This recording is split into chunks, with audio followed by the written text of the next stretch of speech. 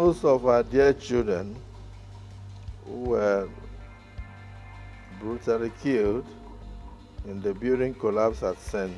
Academy School, Bosabuji, in Jos North local government area of Plateau State, rest in perfect peace. The alarming surge in building collapses across Nigeria has become a pressing national issue, with 135 incidents and at least 26 tragic deaths recorded between 2022 and 2024. The Building Collapse Prevention Guild report paints a distressing picture. Beyond the heartbreaking loss of lives, the financial toll runs into millions of naira, leaving a trail of devastation that words can scarcely capture. These alarming collapses are being largely blamed on the use of substandard materials by developers. In a decisive move, the Nigerian Senate Wednesday demanded stricter penalties for those who violate construction and building codes, aiming to curb the increasing incidence of building collapses across the country.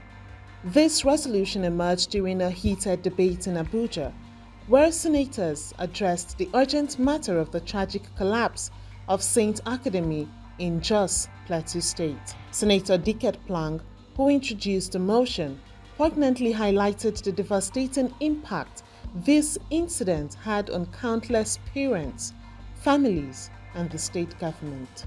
As a two-story building of St. Academy School, Bosabuji, in Jos North local government area, one of the local government areas of Plateau North Senatorial District collapsed, thereby killing not less than 24 students and staff members, while more than 100 victims were rescued from the debris with bodily injuries of various degrees. Senate notes with utmost sadness that it was a depressing sightseeing as healthy and agile children who left home to write their examinations in the said school were unfortunately returned to their parents as dead bodies. Senate notes further that this ugly incident of building collapse had been a recurrent decimal in Nigeria as a result of poor workmanship, substandard building materials, and constructional standards, leading to wanton destruction of precious lives and various properties worth hundreds of millions of naira. Other lawmakers, including Senators Adamu Alero, Adams Shomole, and Victor Ume, passionately advocated for severe measures to combat building collapses. Subnationals.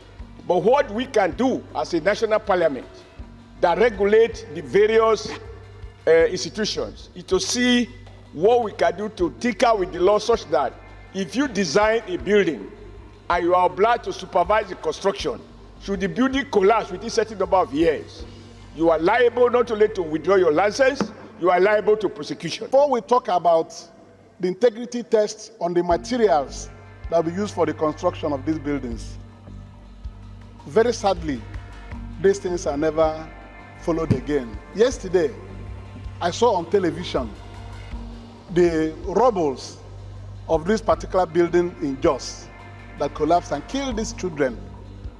I wept. Senate President Godswill Akpabio extended his condolences to the bereaved families, the government, and the people of Plateau State.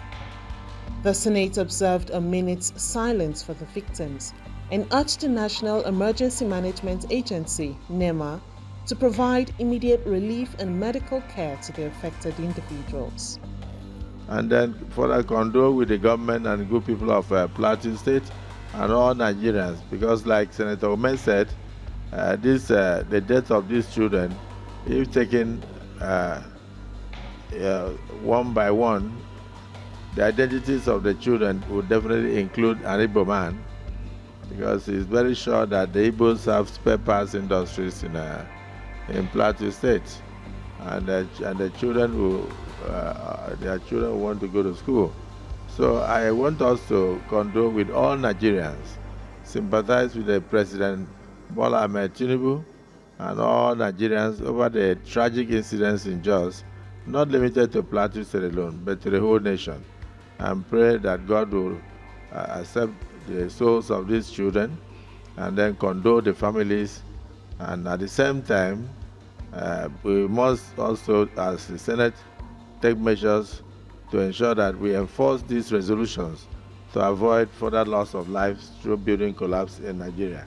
The Senate also urged the Plateau State government to conduct a thorough investigation and ensure all responsible parties are held accountable. With the Senate's call for harsher penalties for those who flout building regulations, there is an expectation that regulatory bodies will intensify their efforts to monitor and enforce standards for materials used by developers, ensuring they meet the requirements for the design, construction, and maintenance of buildings in Nigeria.